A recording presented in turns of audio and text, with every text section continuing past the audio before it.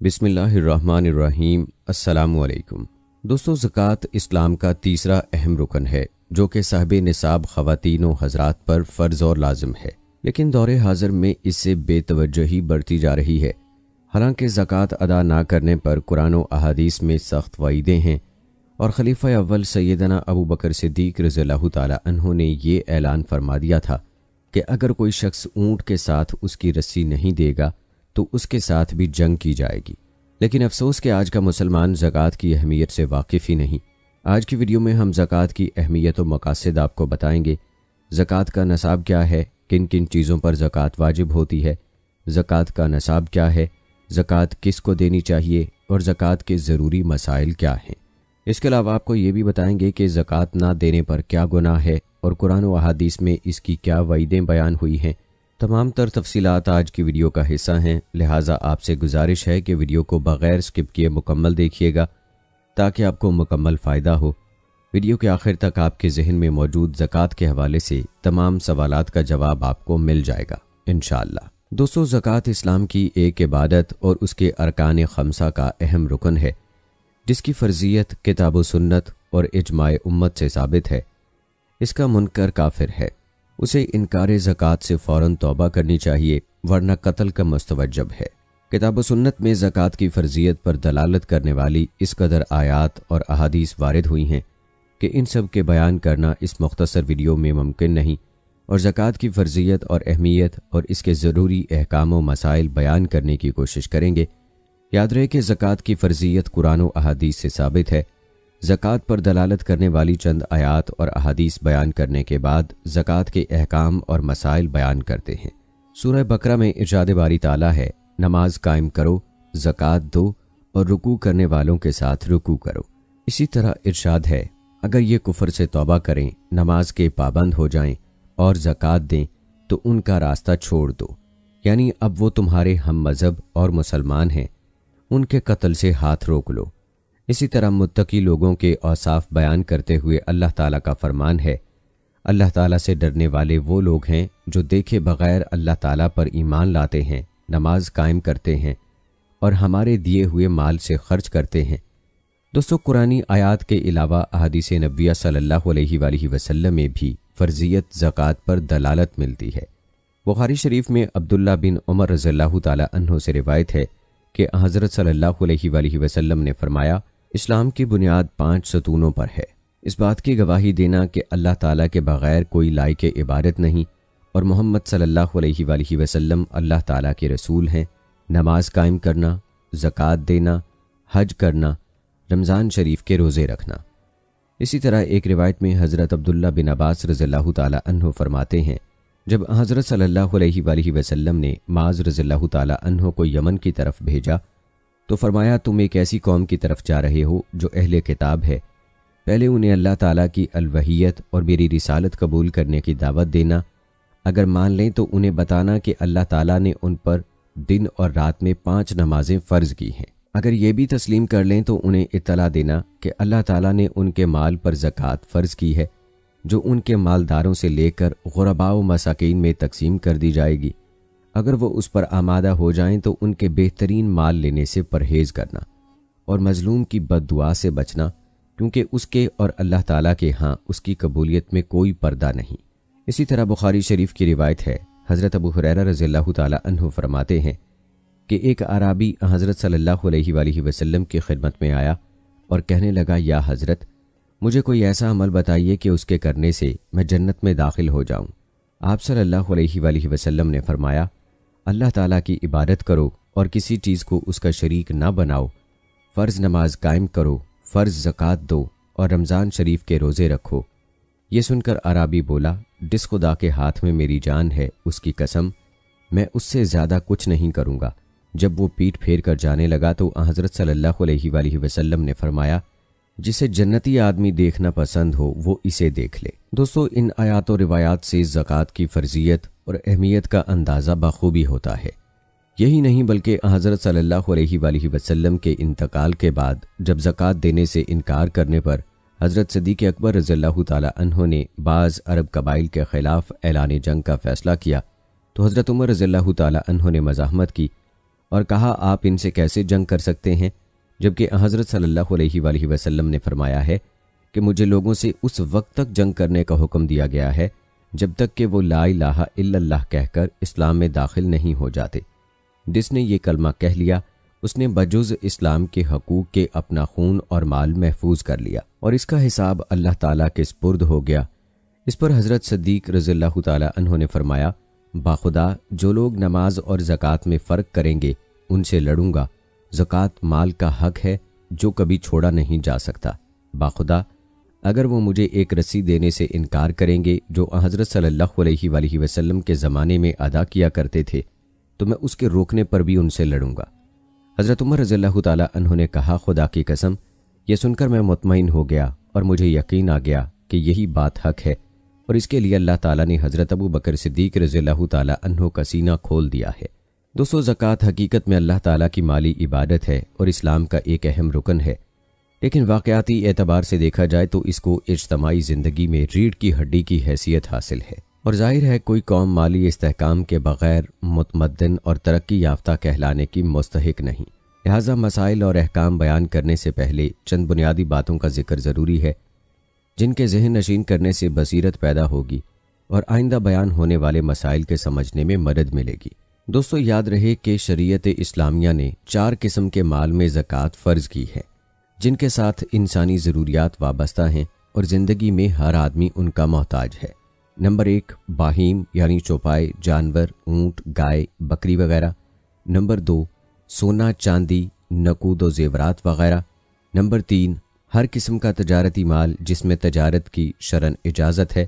اور نمبر 4 زمین سے پیدا ہونے والی چیزیں، اجناس، خوردنی پھل اور تیل نکالنے کے بیج۔ دوستو، چونکہ شریعت نے زکوٰۃ مالداروں پر فرض کی ہے تاکہ ان کے مال کا کچھ حصہ ہر سال غرباء و مساکین کی ضرورت پر صرف کیا جا سکے، لہذا ہر قسم کے مال و زکوٰۃ کا نصاب مقرر کر دیا گیا ہے۔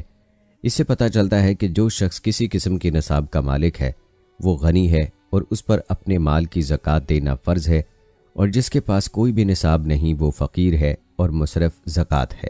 بیان کیے گئے 4 قسم کے مال کے نصاب کی مختصر تفصیل یہ ہے: اونٹ کے لیے 5 اونٹ، گائے کے لیے 30 گائے، بھیڑ، بکری اور دمبے کے لیے 40 بکریاں۔ البتہ جسامت اور حجم کے اختلاف کی بنا پر ان جانوروں کے نصاب میں بھی اختلاف ہے۔ نمبر 2 چاندی کے لیے 200 درہم تقریباً 52.5 تولہ ہے۔ نمبر 3 مال تجارت کی قیمت جس نقدی سے لگائی جائے اس کا نصاب اسی نقدی کا ہی نصاب ہے۔ اگر اس کی قیمت درہم سے لگائی جائے تو نصاب 200 درہم ہے، اور اگر دینار سے نکالی جائے تو نصاب 20 دینار ہے۔ نمبر 4 زمین سے پیدا ہونے والے غلے کا نصاب 5 دستی ہے جس کا وزن تقریباً 20 من ہے۔ دوستو، زکوٰۃ کی بنیادی باتوں میں یہ بھی ہے کہ شریعت مطہرہ نے زکوٰۃ ادا کرنے کے لیے 1 سال کی مدت مقرر کی ہے، اور اس میں اغنیاء اور غرباء و مساکین دونوں کی مصلحتوں کو ملحوظ رکھا گیا ہے۔ اگر یہ مدت مثلاً 1 ہفتہ یا 1 مہینہ مقرر کی جاتی ہے تو اس صورت میں مالداروں پر ناقابل برداشت بوجھ پڑتا، اور اگر حج کی طرح زکوٰۃ عمر میں صرف 1 دفعہ فرض کی جاتی تو غرباء و مساکین کے لیے جسم و جان کا رشتہ قائم رکھنا مشکل ہو جاتا۔ لہٰذا زکوٰۃ کی مدت 1 سال مقرر ہے۔ یاد رہے، سال کی مدت کا اطلاق زمین سے نکلنے والی اشیاء کے علاوہ باقی 3 قسم کے اموال پر ہوتا ہے: زمین سے پیدا ہونے والا غلہ یا زمین سے نکلنے والی معدنیات، سونا، چاندی، لوہا، تانبا، قلی، کوئلہ اور نمک وغیرہ۔ یا دفینہ کی زکوٰۃ اسی وقت دینی پڑتی ہے جب یہ چیزیں حاصل ہوں، ان میں سال کی شرط نہیں۔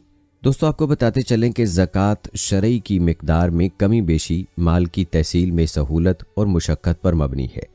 جس مال کے حصول میں بآسانی اور سہولت پائی جاتی ہے اس میں مقدار زکوٰۃ زیادہ ہے، اور جس کے حصول میں مشقت اور تکلیف اٹھانی پڑتی ہے اس میں زکوٰۃ کی مقدار کم ہے۔ جیسے کسی کو کنواں یا گڑھا کھودتے وقت دفینہ مل جائے تو اسے یہ مال مفت مل گیا ہے، کوئی تکلیف نہیں اٹھانی پڑی، اس لیے دفینہ پانے والے کو کل مال کا 5واں حصہ یعنی 20% دینا پڑتا ہے۔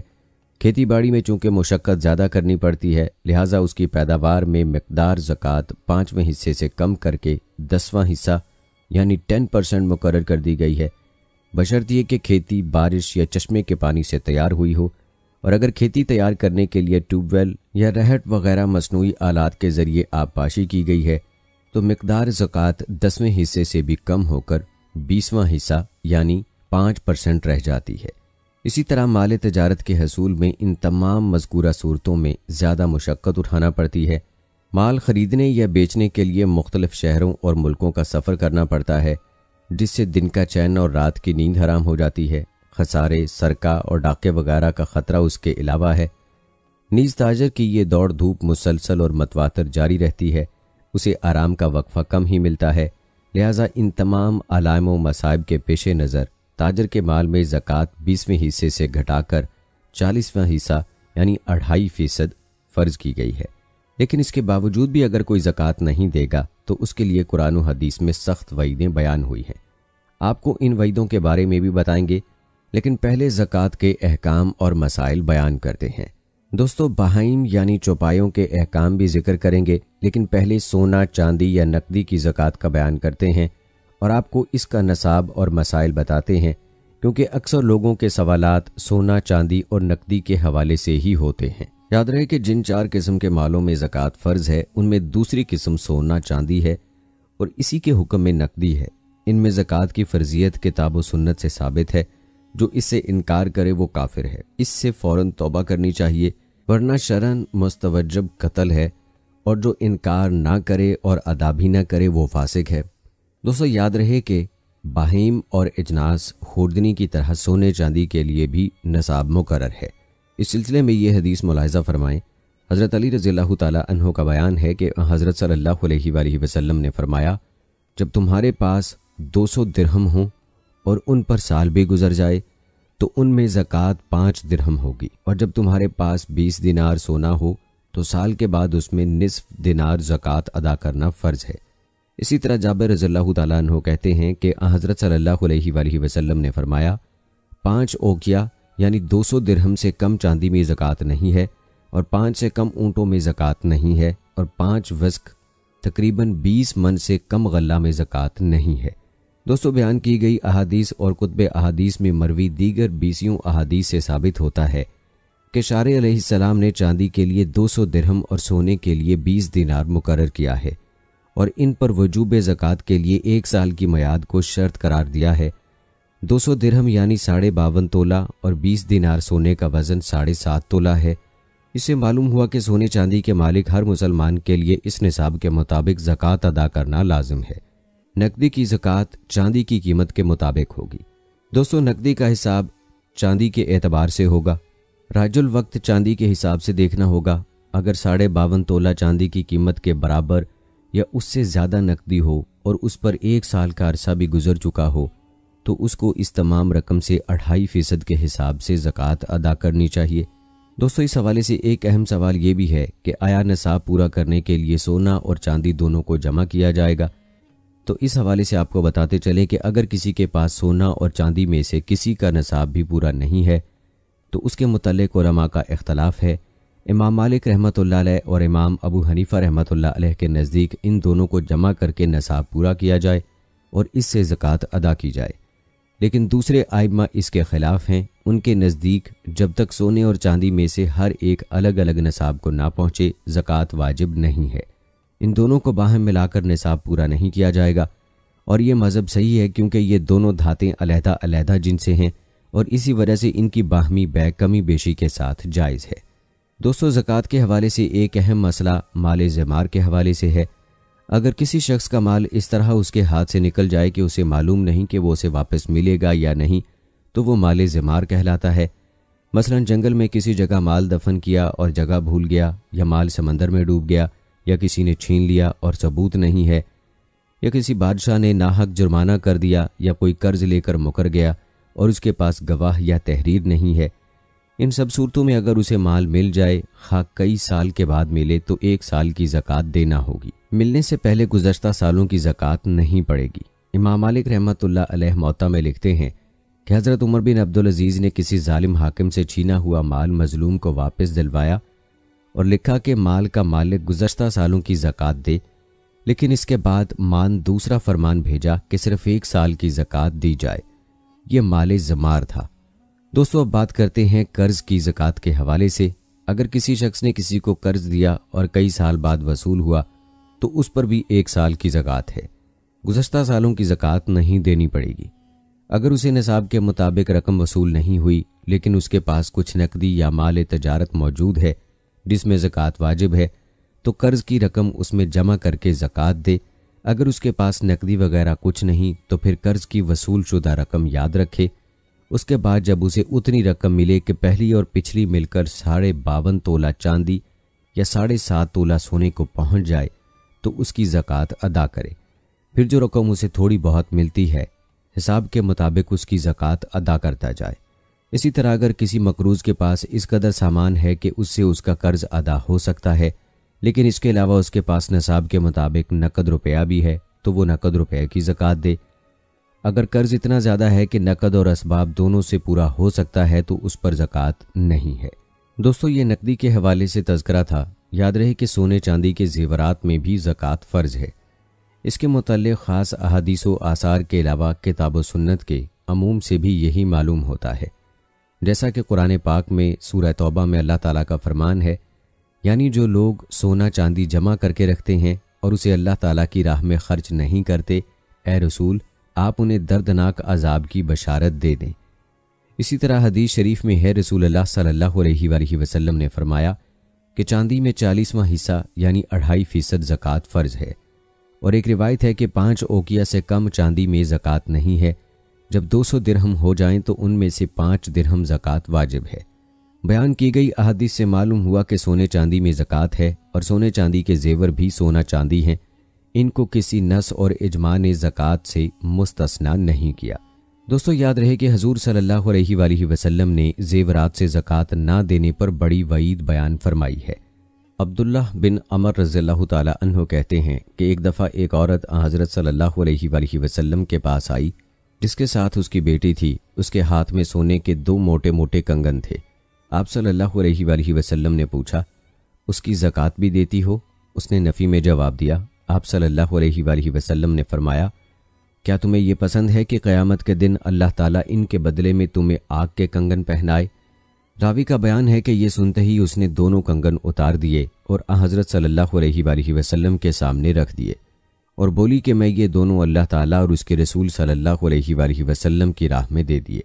ایک روایت میں حضرت عائشہ رضی اللہ تعالیٰ عنہا کہتی ہیں حضرت صلی اللہ علیہ وآلہ وسلم گھر تشریف لائے اور میرے ہاتھ میں بڑی بڑی انگوٹھیاں دیکھیں اور پوچھا عائشہ یہ کیا ہے؟ میں نے کہا یہ زیور میں نے آپ کی خاطر خوبصورتی حاصل کرنے کے لیے بنوائے ہیں۔ آپ صلی اللہ علیہ وآلہ وسلم نے فرمایا ان کی زکوٰۃ بھی ادا کرتی ہو؟ میں نے کہا نہیں۔ آپ صلی اللہ علیہ وآلہ وسلم نے فرمایا پھر آگ کی سزا کے لیے تجھے یہی کافی ہے۔ دوستو ان احادیث سے معلوم ہوا کہ زیورات کی زکوٰۃ دینی لازم ہے۔ ان کی زکوٰۃ نہ دینے والے بڑے خطرے میں ہیں۔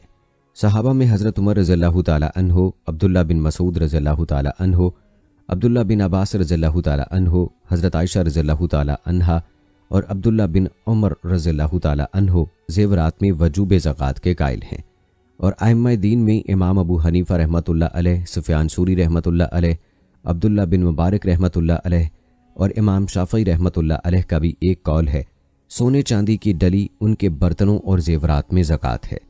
امام مالک رحمۃ اللہ علیہ، امام احمد رحمۃ اللہ علیہ اور ایک قول میں امام شافعی رحمۃ اللہ علیہ فرماتے ہیں کہ سونے چاندی کے زیورات میں زکوٰۃ واجب نہیں۔ یہ حضرات قیاس اور بعض صحابہ کے اقوال سے استدلال کرتے ہیں، مگر صحیح حدیث کے ہوتے ہوئے قیاس اور آثار کا قطعاً اعتبار نہیں ہے۔ کتاب و سنت کے نصوص کی روشنی میں پہلا مذہب راجح اور دوسرا مذہب مرجوح ہے۔ اس لیے جن لوگوں کے پاس زیورات نہیں انہیں ہر سال زیورات کی زکوٰۃ بالتزام ادا کرنی چاہیے۔ وہ اپنے زیورات کا وزن کریں۔ اگر سونے کے زیورات 7.5 تولہ اور چاندی کے 52.5 تولہ یا اس سے زیادہ ہو جائیں تو ان کی قیمت سے 2.5% کے حساب سے زکوٰۃ ادا کریں۔ دوستو یہ نقدی اور سونے چاندی کے نصاب اور مسائل تھے۔ اس سے پہلے کہ چوپایوں اور باقی اجناس کے نصاب اور مسائل پر بات کی جائے، آپ کو زکوٰۃ ادا نہ کرنے پر وعیدوں کے بارے میں بتاتے ہیں۔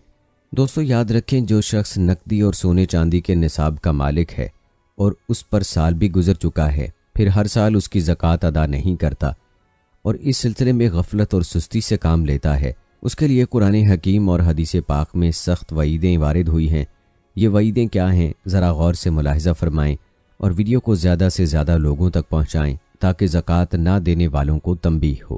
دوستو یاد رکھیں، یہ مال و دولت محض اللہ تعالیٰ کا انعام ہے، اس میں زکوٰۃ ادا کرنا اس انعام کا شکر ہے۔ اس لیے کسی مسلمان کو اس نعمت کی ناسپاسی کر کے اللہ تعالیٰ کی وعید کا خطرہ مول نہیں لینا چاہیے۔ حضرت ابو ہریرہ رضی اللہ تعالیٰ عنہ روایت کرتے ہیں کہ حضرت صلی اللہ علیہ وآلہ وسلم نے فرمایا، سونے چاندی کا جو مالک ان کا حق ادا نہیں کرتا، قیامت کے دن اس کے لیے اس نے سونے چاندی کی چوڑی چوڑی سلاخیں بنائی جائیں گی، پھر انہیں جہنم میں آگ کی طرح سرخ کیا جائے گا اور ان سے اس کی پیشانی، پہلو اور پیٹھ پر داغ دیے جائیں گے۔ جب وہ سرد پڑ جائیں گی تو جہنم کی آگ گرم کر کے دوبارہ داغ دینے شروع کیے جائیں گے، اور لوگوں کے درمیان فیصلہ ہونے تک 50,000 سال کے دن اس کے ساتھ یہی سلوک ہوتا رہے گا۔ اس کے بعد اسے جہنم کا راستہ دکھایا جائے گا یا جنت کا۔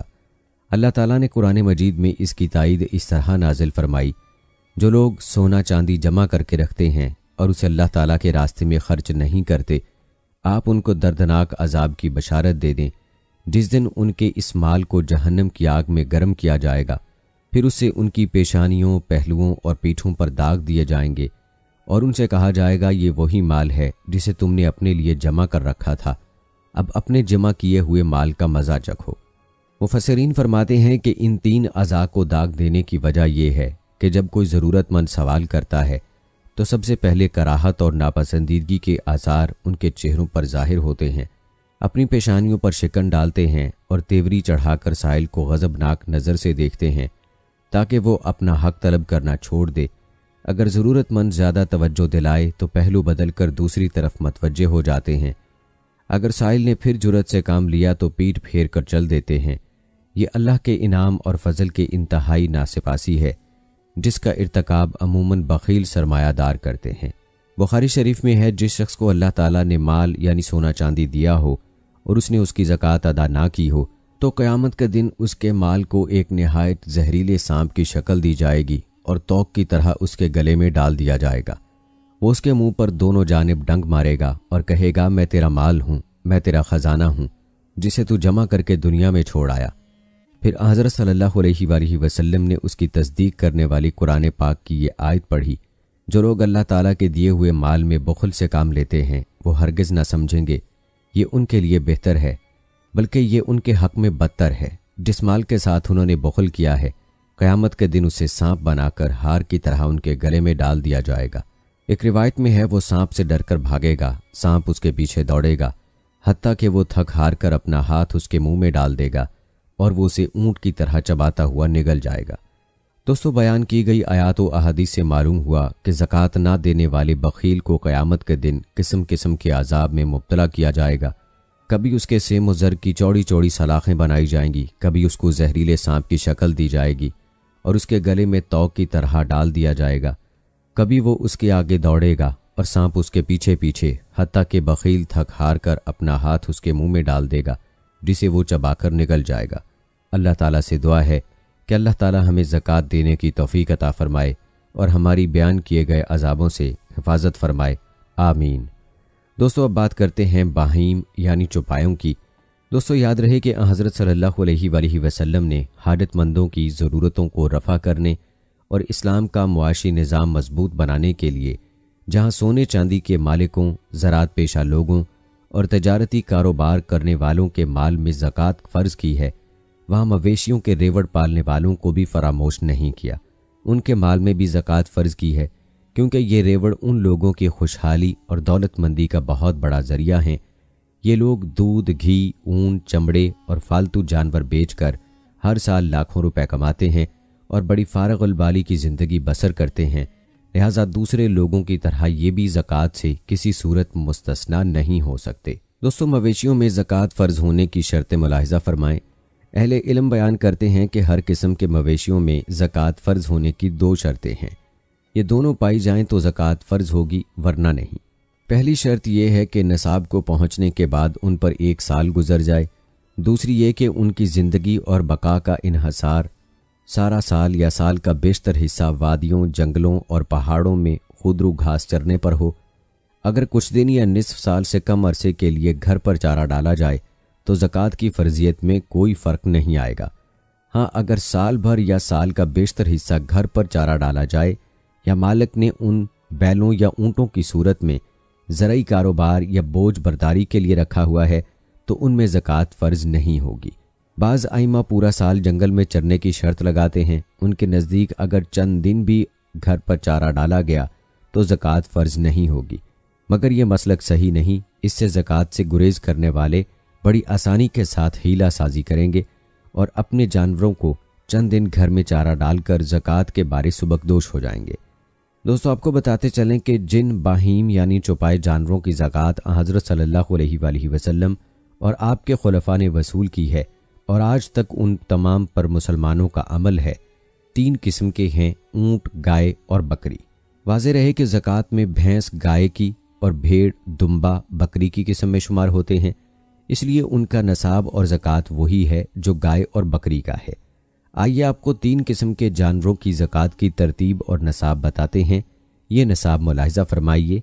ऊँट की ज़कात का नसाब तादाद के लिहाज से कुछ यूँ है: 5 से 9 तक 1 बकरी, 10 से 14 तक 2 बकरी, 15 से 19 तक 3 बकरी, 20 से 24 तक 4 बकरी, 25 से 35 तक 1 बिन्नत मखास यानी 1 साल की ऊँटनी, 36 से 45 तक 1 बिन्नत लबून यानी 2 साल की ऊँटनी, और 46 से 60 तक 1 हुक्का यानी 3 साल की ऊँटनी, 61 से 75 तक 1 जज़ा यानी 4 साल की ऊँटनी, 75 से 90 तक 2 बिन्नत लबून यानी 2 साल की ऊँटनियाँ, और 91 से 120 तक 2 हुक्का यानी 2-3 साल की ऊँटनियाँ।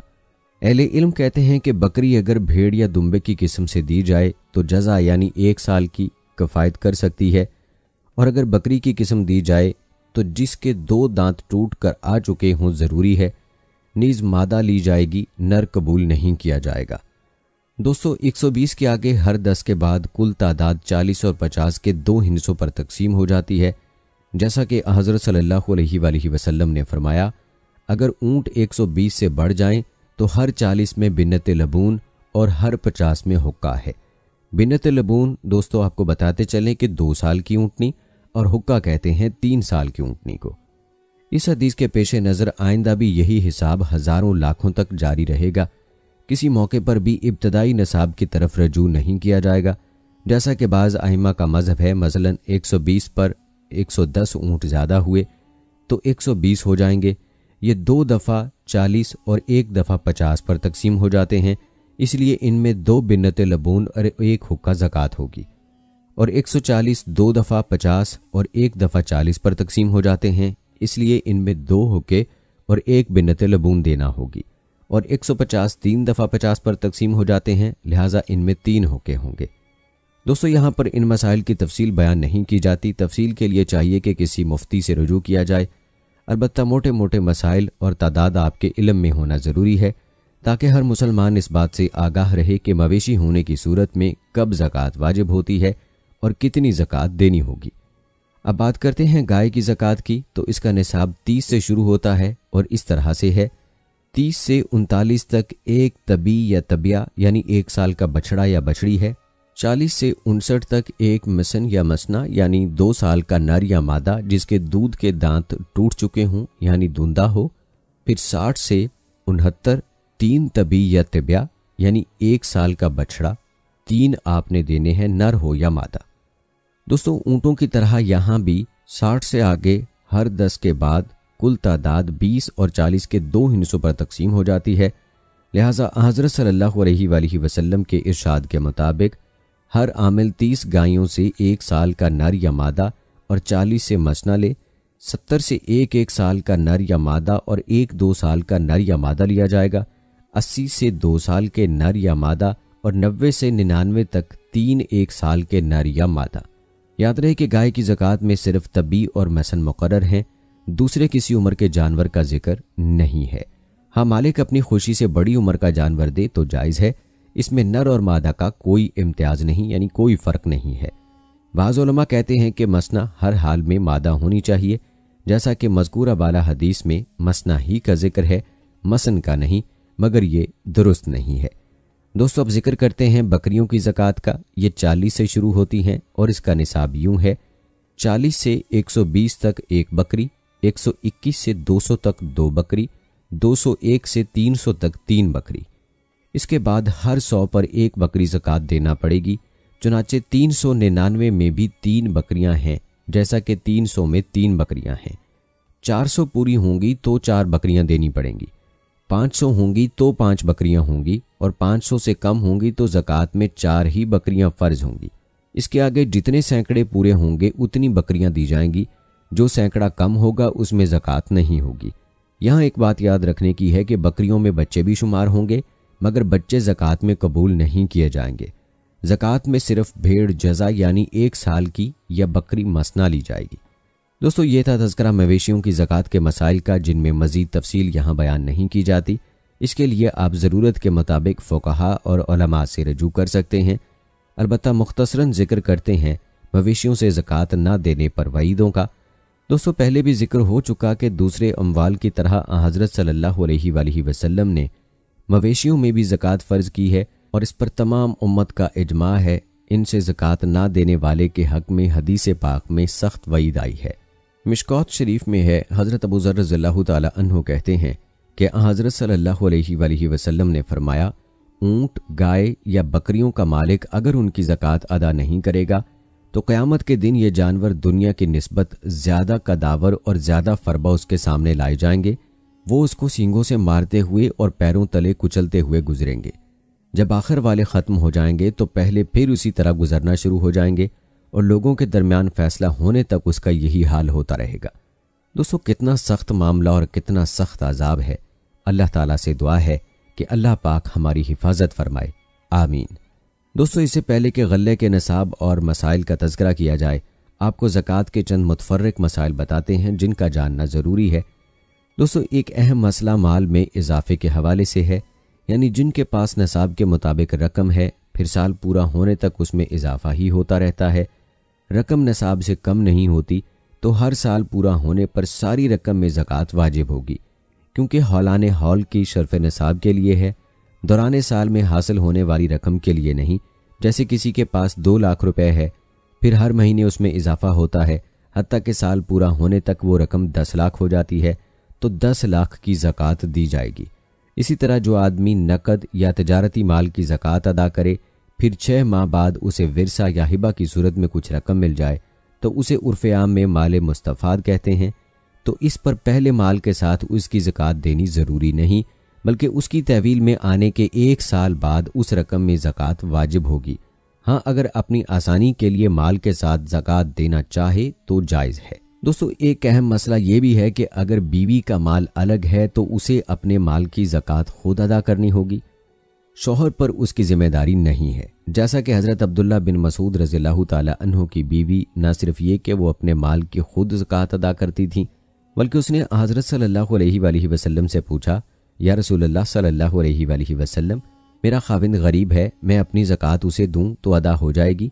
آپ صلی اللہ علیہ وآلہ وسلم نے اس بات میں جواب دیا اور فرمایا، بیگانوں کو دینے کی بجائے اپنے خاوند کو دینے میں تمہیں دگنا ثواب ملے گا، ایک زکوٰۃ دینے کا، دوسرا صلہ رحمی کا۔ دوستو، معلوم ہوا کہ زکوٰۃ دیتے وقت پہلے اقربا کا خیال رکھنا چاہیے، البتہ زکوٰۃ دیتے وقت اس کے متعلق فقہاء سے تحقیق کر لینا بہتر ہوگا۔ دوستو، مال تجارت کی زکوٰۃ کے حوالے سے یاد رہے، ہر قسم کے تجارتی مال میں زکوٰۃ فرض ہے، اور اس کے ادا کرنے کے لیے ہولان ہول کی شرط ہے، جیسا کہ حدیث شریف میں آتا ہے۔ سمرہ بن جندب کہتے ہیں کہ جو مال ہم تجارت کے لیے تیار کرتے تھے، حضرت صلی اللہ علیہ وآلہ وسلم ہمیں سے زکوٰۃ دینے کا حکم فرماتے تھے۔ ایک شخص حماس نامی رنگے ہوئے کپڑوں اور تیر محفوظ رکھنے کے لیے ترکشوں کی تجارت کیا کرتا تھا۔ وہ کہتا ہے، امیر المومنین حضرت عمر رضی اللہ تعالی عنہ نے اس سے کہا، ان چمڑوں اور ترکشوں کی قیمت لگاؤ اور ان کی زکوٰۃ ادا کرو۔ دوستو، یاد رہے کہ زکوٰۃ ہر قسم کے سامان تجارت میں واجب ہے جب اس کی قیمت سونے چاندی کے نصاب کو پہنچ جائے۔ حافظ ابن تیمیہ رحمۃ اللہ علیہ فرماتے ہیں، محدود چند افراد کے سوا ائمہ اربعہ اور دیگر تمام ائمہ دین اس بات پر متفق ہیں کہ تجارت کے سامان میں زکوٰۃ واجب ہے، خواہ تاجر مقیم ہوں یا مسافر۔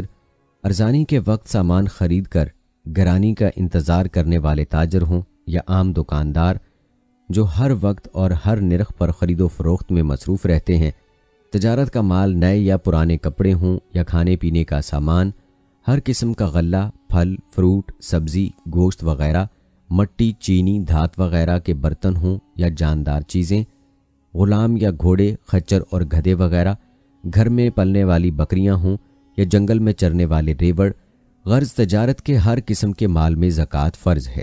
دوستو یہ تھے چند متفرق مسائل۔ اب بات کرتے ہیں غلے کی زکوٰۃ، عشر یا نصف عشر کے حوالے سے۔ یاد رہے کہ زمین سے پیدا ہونے والے غلے سے جو حصہ بطور زکوٰۃ ادا کیا جاتا ہے عشر کہلاتا ہے۔ عشر کا معنی ہے 10واں حصہ۔ بعض حالات میں زمین کی پیداوار کا 10واں حصہ واجب الادا ہوتا ہے، اس لیے اس کا نام عشر رکھا گیا ہے۔ جو کھیتی یا باغ، بارش، چشمہ یا نہر کے پانی سے سیراب ہو اور اسے تیار کرنے کے لیے کسی آلہ یا مشین سے پانی کھینچ کر دینے کی ضرورت نہ پڑے، یا ایسی زمین میں بوئی جائے جس میں پانی سطح زمین کے قریب ہے اور کھیتی یا درخت اپنی جڑوں کے ذریعے پانی چوس کر نشو و نما حاصل کر لیں، تو ایسی کھیتی یا باغات کے پھلوں میں عشر واجب الادا ہوتا ہے۔ اور جس کھیتی یا باغ کے پکانے اور تیار کرنے میں رہٹ، مشین یا کسی دوسرے مصنوعی آلات کے ذریعے کھینچ کر پانی دینے کی ضرورت ہو، اس میں نصف عشر یعنی 20واں حصہ ہے۔ اس کی وضاحت احادیث میں یوں بیان کی گئی ہے۔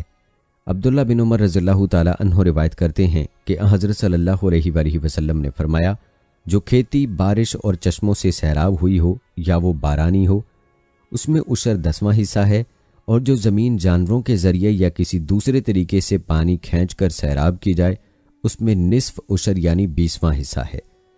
دوستو اہل علم فرماتے ہیں کہ دونوں حالتوں میں کاشتکار کی محنت کا لحاظ رکھا جاتا ہے۔ چونکہ پہلی صورت میں محنت کم ہے اس لیے زکوٰۃ زیادہ ہے، یعنی پیداوار کا 10واں حصہ۔ دوسری صورت میں محنت زیادہ یا پانی قیمتاً خریدنا پڑتا ہے، جیسے نہری علاقوں میں آبیانہ ادا کیا جاتا ہے، یا اس کے حصول میں اخراجات بڑھ جاتے ہیں، جیسا کہ بجلی یا انجن سے چلنے والے ٹیوب ویل میں عموماً خرچ ہوتا ہے، تو ایسی صورت میں زکوٰۃ کم ہے، اسے 10ویں حصے سے گھٹا کر 20واں حصہ کر دیا گیا ہے۔ البتہ ذمہ کو چاہیے کہ اپنی نوعیت فقہا سے بیان کر کے، اپنا نصاب معلوم کر کے اپنا عشر اور زکوٰۃ ادا کیا کریں۔ البتہ غلے کے نصاب کے حوالے سے چند روایات آپ کو بتاتے ہیں۔ یاد رہے کہ زمین کی پیداوار سے عشر نکالنے کے لیے شریعت نے نصاب مقرر کر دیا ہے، جس کی پابندی لازمی ہے۔ اگر غلہ اس نصاب کو پہنچ جائے تو عشر واجب ہوگا، اور اگر نصاب سے کم رہے تو عشر واجب نہیں ہے، جیسا کہ حدیث میں ہے۔ حضرت صلی اللہ علیہ وآلہ وسلم نے فرمایا، گندم، کھجور اور دانہ جب تک 5 وسق تقریباً 20 من نہ ہو، اس میں زکوٰۃ و عشر واجب نہیں ہے۔ بعض لوگ قرآن اور حدیث سے استدلال کرتے ہوئے کہتے ہیں کہ زمین سے پیدا ہونے والی اجناس خوردنی میں کوئی نصاب نہیں ہے، بلکہ زمین سے پیدا ہونے والی ہر تھوڑی یا بہت چیز میں عشر یا نصف عشر واجب ہے۔ اگر زمین سے 10 سیر گندم پیدا ہوئی ہے تو اس میں سے 1 سیر یا آدھا سیر دینا واجب ہے، مگر یہ مسلک بجز امام ابو حنیفہ رحمۃ اللہ علیہ اور دیگر علماء کے کسی نے اختیار نہیں کیا۔ جمہور علماء اس کے خلاف ہیں، اور جمہور کا مذہب ہی صحیح ہے، کیونکہ آیت کریمہ اور حدیث شریف کے عموم کے 5 وسق والی حدیث نے تخصیص کر دی ہے۔ دوستو یہ تھا تذکرہ چند ضروری مسائل اور احکام کا جو زکوٰۃ کے حوالے سے تھے، جو ہر مسلمان کے علم میں ہونے چاہیے۔ دوستو جہاں پر زکوٰۃ کے نصاب کے حوالے سے مسائل کا جاننا ضروری ہے، وہیں پر زکوٰۃ کے مصارف کا جاننا بھی ضروری ہے، یعنی زکوٰۃ کس کو دینی چاہیے۔ حدیث میں آیا، حضرت صلی اللہ علیہ وآلہ وسلم نے فرمایا، زکوٰۃ کے مال میں اللہ تعالیٰ نے نبی یا کسی غیر نبی کے فیصلے کو پسند نہیں فرمایا، بلکہ اس کے متعلق خود حکم فرمایا، جیسا کہ قرآن پاک کی سورہ توبہ کی آیت نمبر 60 میں اللہ تعالیٰ کا فرمان ہے، زکوٰۃ کا مال فقراء، مساکین، زکوٰۃ وصول کرنے والے عاملوں، مولفین، غلاموں اور قرضداروں اور اللہ کے راستے میں جہاد کرنے والوں اور مسافروں کے لیے ہے۔ دوستو ان 8 قسموں کی مختصر تفصیل بیان کی جاتی ہے، توجہ سے ملاحظہ کیجیے گا۔ فقراء جمع ہے فقیر کی اور مساکین جمع ہے مسکین کی۔ امام شافعی رحمۃ اللہ علیہ اور جمہور علماء کے نزدیک فقیر کی حالت مسکین سے بدتر ہے، کیونکہ مسکین اسے کہتے ہیں جس کے پاس تھوڑا بہت ہو، اور فقیر جس کے پاس کچھ بھی نہ ہو۔ تیسری قسم ہے زکوٰۃ وصول کرنے والے عامل۔ یہ وہ لوگ ہیں جو خلیفہ اسلام یا کسی ادارے کی طرف سے زکوٰۃ جمع کرنے کے لیے مقرر ہوتے ہیں۔ علامہ ابن العربی مکی فرماتے ہیں کہ زکوٰۃ میں ان کا حصہ رکھنے سے معلوم ہوا کہ جو شخص فرض کفایہ بجا لائے وہ اس کی مزدوری لے سکتا ہے، جیسے نماز کی امامت ہے، نماز تو سب انسانوں پر فرض ہے، لیکن جماعت کرانا فرض کفایہ ہے۔ اس لیے جیسے امام جماعت کرانے پر اجرت لے سکتا ہے، اسی طرح زکوٰۃ جمع کرنے والے عامل کے لیے اجرت لینا بھی جائز ہے۔ امام اپنی ثوابدید سے کام کے مطابق زکوٰۃ سے ان کو معاوضہ دے۔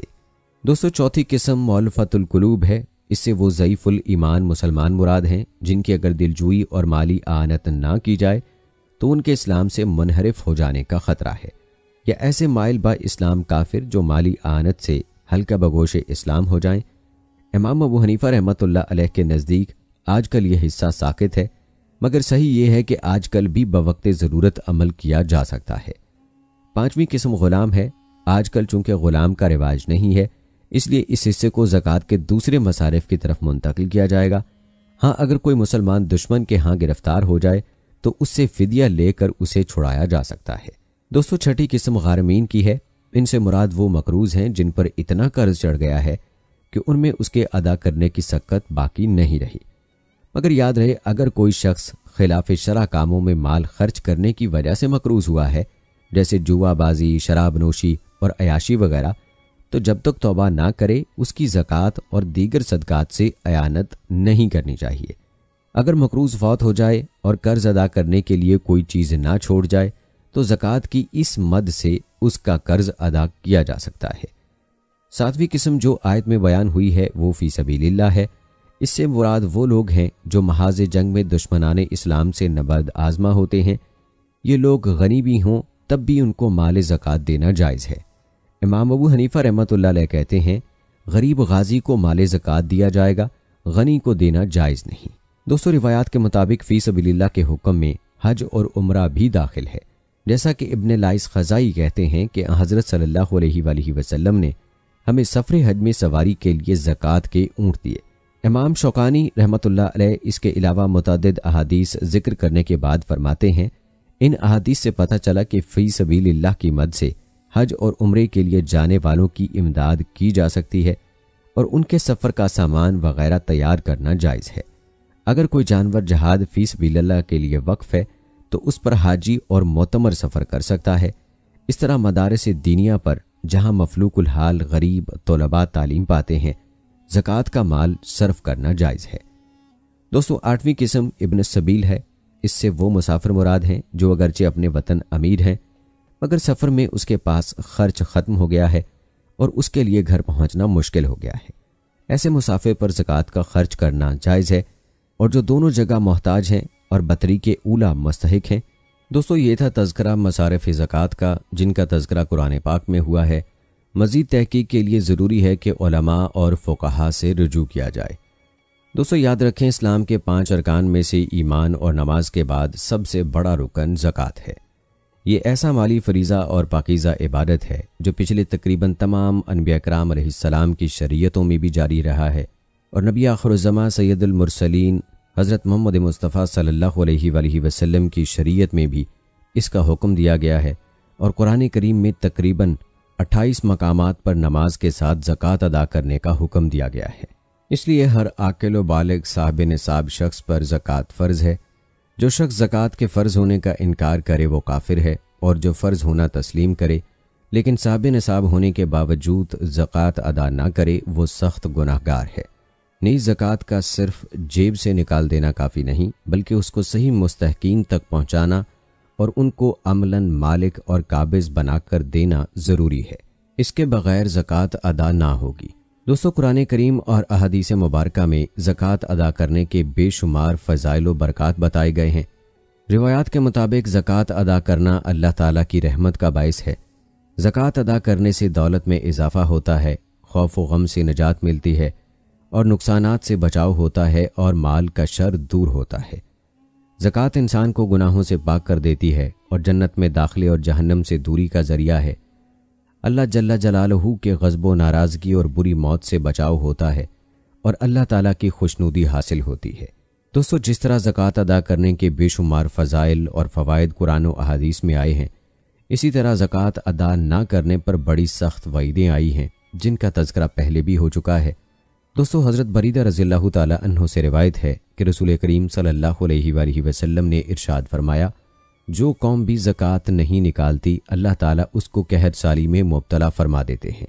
اس روایت سے معلوم ہوا کہ قحط سالی کا عذاب بھی زکوٰۃ ادا نہ کرنے کی وجہ سے آتا ہے کہ ضروریات زندگی کے ملنے میں تنگی ہو جاتی ہے۔ آج ہم میں اکثر مسلمان ضروریات زندگی کی کمی اور مہنگائی کے وبال کا شکار ہیں، لیکن شاید ہی یہ خیال کبھی ذہن میں آتا ہو کہ در حقیقت اس تنگی اور پریشانی کی ایک وجہ زکوٰۃ ادا نہ کرنا ہے۔ اگر زکوٰۃ کی چوری معاشرے سے ختم ہو جائے اور تمام صاحب نصاب مسلمان زکوٰۃ کے فریضے کو خوش دلی کے ساتھ انجام دیں تو اللہ تعالیٰ کی نعمتوں کی فراوانی ہو جائے اور ہر شخص کو بآسانی ضروریات زندگی حاصل ہوں اور ہر طرف خوشحالی ہی خوشحالی ہو۔ اللہ تعالیٰ ہر مسلمان کو یہ حقیقت سمجھنے اور اس پر عمل کرنے کی توفیق عطا فرمائے، آمین۔ ایک اور روایت میں حضرت عمر رضی اللہ تعالیٰ عنہ فرماتے ہیں کہ رسول اللہ صلی اللہ علیہ وآلہ وسلم نے ارشاد فرمایا، خشکی ہو یا سمندر، جہاں بھی مال ضائع ہوتا ہے وہ زکوٰۃ نہ دینے کی وجہ سے ہوتا ہے۔ اسی طرح حضرت انس بن مالک رضی اللہ تعالیٰ عنہ سے روایت ہے کہ رسول اللہ صلی اللہ علیہ وآلہ وسلم نے ارشاد فرمایا، اللہ تعالیٰ ایسے آدمی کی نماز قبول نہیں فرماتے جو زکوٰۃ نہ دیتا ہو، یہاں تک کہ وہ دونوں یعنی نماز اور زکوٰۃ کے حکموں پر عمل کر لے، کیونکہ اللہ تعالیٰ نے ان دونوں عبادات کو جمع فرمایا ہے، یعنی قرآن مجید میں دونوں کا حکم ساتھ ساتھ دیا ہے، تو تم ان کے درمیان تفریق نہ کرو، یعنی ان دونوں کو الگ الگ نہ کرو کہ نماز تو پڑھو مگر زکوٰۃ نہ دو۔ اگر ایسا کرو گے تو اللہ تعالیٰ تمہاری نماز بھی قبول نہ فرمائیں گے۔ دوستو یاد رہے کہ متعدد احادیث میں زکوٰۃ ادا نہ کرنے پر بڑی سخت وعیدیں بیان کی گئی ہیں، اس لیے جس مسلمان مرد و عورت پر زکوٰۃ فرض ہو اس کو اپنے اموال زکوٰۃ کا صحیح حساب لگا کر زکوٰۃ ادا کرنے کا اہتمام کرنا چاہیے، ورنہ دنیا اور آخرت دونوں میں زکوٰۃ ادا نہ کرنے کے وبال کا سامنا کرنا پڑے گا۔ دوستو پہلے بھی ذکر ہوا کہ زکوٰۃ ادا کرنے کے جہاں اور بہت سے فضائل ہیں، وہیں پر اس کی فضیلت اور فائدہ یہ بھی ہے کہ زکوٰۃ کا ادا کرنا برکت کا سبب ہے۔ یاد رکھیں جو شخص خدا اور رسول صلی اللہ علیہ وآلہ وسلم کے حکم کے مطابق اپنے مال سے غرباء و مساکین کا حق نکال دیتا ہے، اگرچہ وہ حق فرض زکوٰۃ کی شکل میں ہو یا نفلی صدقہ و خیرات کی صورت میں، اس کے مال میں برکت اور ترقی ہوتی ہے۔ صبح و شام ملائکہ اس کے مال میں زیارتی کے لیے دعا کرتے رہتے ہیں جو کبھی رائگاں نہیں جاتی۔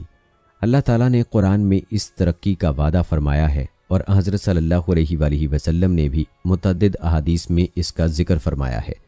قرآن پاک کی سورہ بقرہ میں ارشاد باری تعالیٰ ہے، اللہ تعالیٰ سود کو مٹاتا ہے اور صدقات و خیرات کو بڑھاتا ہے۔ اسی طرح سورہ روم میں اس کی مزید وضاحت یوں فرمائی ہے، اور لوگوں کے مال میں زیادتی کرنے کے لیے جو سود تم دیتے ہو اللہ تعالیٰ کے نزدیک اس سے زیادتی نہیں ہوتی۔ ہاں اللہ تعالیٰ کی رضامندی حاصل کرنے کے لیے تم جو زکوٰۃ دیتے ہو تو ایسے لوگ کئی گنا مال اور کئی گنا اجر و ثواب کے مستحق ہیں۔ اور سورہ بقرہ میں ارشاد ہے، جو لوگ اپنے مال اللہ تعالیٰ کی راہ میں خرچ کرتے ہیں ان کی مثال ایسی ہے جیسے ایک دانہ بویا جائے جس سے 7 بالیں نکلیں، ہر بال میں 100 دانے ہوں، ایک دانے سے 700 دانے پیدا ہوئے، اور اللہ تعالیٰ جس کے مال کو چاہتا ہے اسے بھی کئی گنا زیادہ کر دیتا ہے، اور اللہ تعالیٰ وسعت اور علم والا ہے۔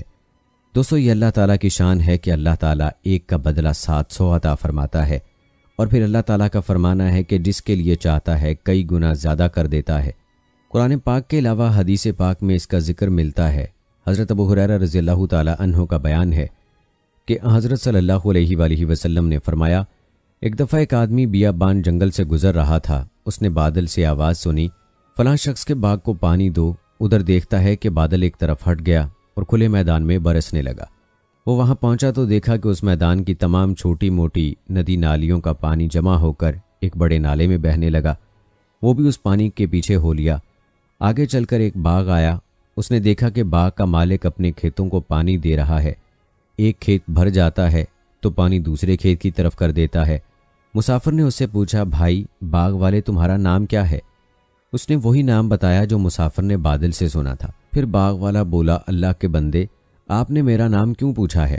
مسافر نے کہا، جس بادل کا یہ پانی آ رہا ہے اس سے میں نے سنا کہ کوئی تمہارا نام لے کر کہہ رہا ہے فلاں آدمی کے باغ کو پانی دو۔ اب بتائیے آپ اس میں کیا عمل کرتے ہیں کہ اس کو پانی دینے کے لیے بادلوں کو حکم مل رہا ہے؟ باغ کے مالک نے کہا، جب آپ نے پوچھ ہی لیا ہے تو سنیے، میں اس کی پیداوار کو 3 برابر حصوں میں تقسیم کرتا ہوں۔ ایک حصہ سائلین، مسافروں اور مسکینوں میں خرچ کرتا ہوں، ایک حصے سے اپنا اور اپنے بچوں کا پیٹ پالتا ہوں، تیسرا حصہ اس باغ کی اصلاح اور دیکھ بھال میں لگا دیتا ہوں۔ دوستو، یہ ہے فائدہ اللہ کی راہ میں خرچ کرنے کا، لیکن افسوس کہ آج کے مسلمان کو زکوٰۃ دینا بھی گوارا نہیں، جو اللہ کی طرف سے فرض کی گئی ہے۔ حضرت ابو قبشہ روایت کرتے ہیں کہ حضرت صلی اللہ علیہ وآلہ وسلم نے فرمایا، میں 2 چیزوں پر قسم کھاتا ہوں، انہیں یاد رکھو۔ ایک یہ کہ صدقہ کرنے سے کبھی مال میں کمی نہیں آتی، دوسرے یہ کہ جو شخص اپنے اوپر سوال کا دروازہ کھولتا ہے، اللہ تعالیٰ اس پر تنگ دستی اور محتاجی کا دروازہ کھول دیتا ہے۔